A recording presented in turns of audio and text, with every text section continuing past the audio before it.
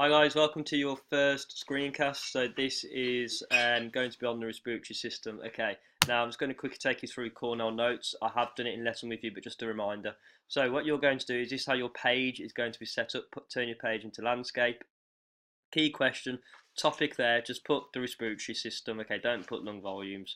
Um, then you're going to have tidal volume, and then you're actually going to have a gap beneath tidal volume where you're going to give me the definition of tidal volume. Then you've got breathing frequency or breathing rate, and underneath there you're going to write about the breathing frequency or breathing rate. And then finally, pulmonary ventilation, and underneath pulmonary ventilation you are going to write about pulmonary ventilation, so the definition. Within here you're going to create a question which is going to give you the answer tidal volume. Here you're going to write a question which is going to give you the answer breathing frequency and so on, pulmonary ventilation. So first of all, what is tidal volume? Tidal volume is the amount of air inspired or expired per breath, and our average is 500 ml at rest. Okay, so your question might be for your first Cornell Notes, what TV refers to the amount of air inspired or expired per breath? Tidal volume would be the answer. Okay, breathing frequency or breathing rate. This is the amount of times we inspire or expire per minute. Okay, and the average is 12 breaths per minute.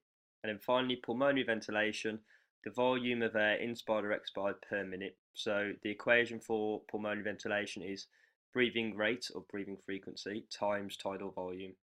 So for example, with the above figures, 12 breaths times 0.5 litres equals 6 litres per minute. Okay, so that's the volume of air inspired or expired per minute. So, breathing frequency, effect of differing intensities of exercise. Breathing frequency increases in proportion to the intensity of exercise until we approach our maximum at 30 to 40 breaths per minute. Okay, so after 30 or 40 breaths per minute, we can no longer do any more breaths than that. Okay, so that's what happens with regards to exercise. So exercise intensity, as exercise intensity increases, so does our breathing frequency or breathing rate.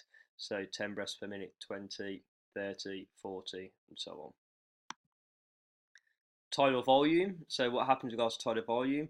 Tidal volume increases initially in proportion to exercise up to approximately 3 litres. If you look here, again, increase exercise intensity, tidal volume, it increases up to approximately 3 litres.